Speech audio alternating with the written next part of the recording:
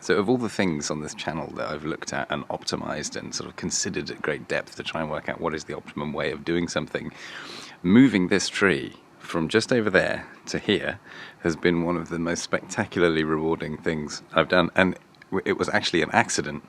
I didn't realise the impact that this was going to have. So we moved it because we've just got this kitten, and if the tree was where it was near that back fence, the cat could obviously climb up the tree and jump over the top. We're going to put this cat netting around the edge here, so this is going to be kind of like a cat paradise in here. But so we moved this tree into the centre of the garden to avoid that, and it was a bit of a gamble because you're not supposed to move trees while they've still got leaves on and so on.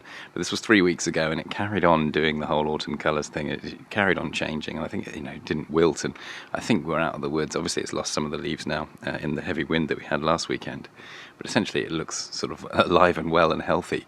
But the most incredible thing has happened. So when it was over there, it's basically in the shadow at this time of day in the morning, and we get the sun rising up over there. We've got all this light coming in.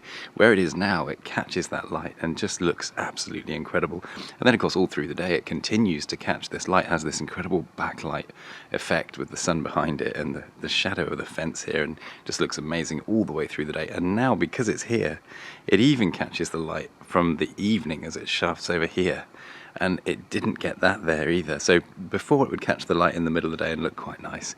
Now we get it in the early morning, all through the day and the evening. But because it's nearer the house, it's kind of halved the distance between the house and where it used to be. It kind of looks twice the size to us now from inside the house. So from everywhere we look into the garden in the house, we just see this through the day.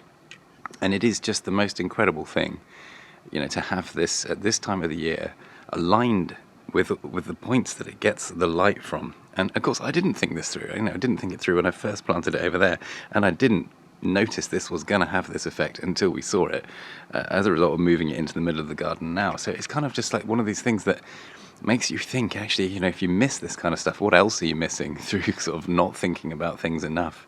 And it's these accidental things that kind of reveal this sometimes.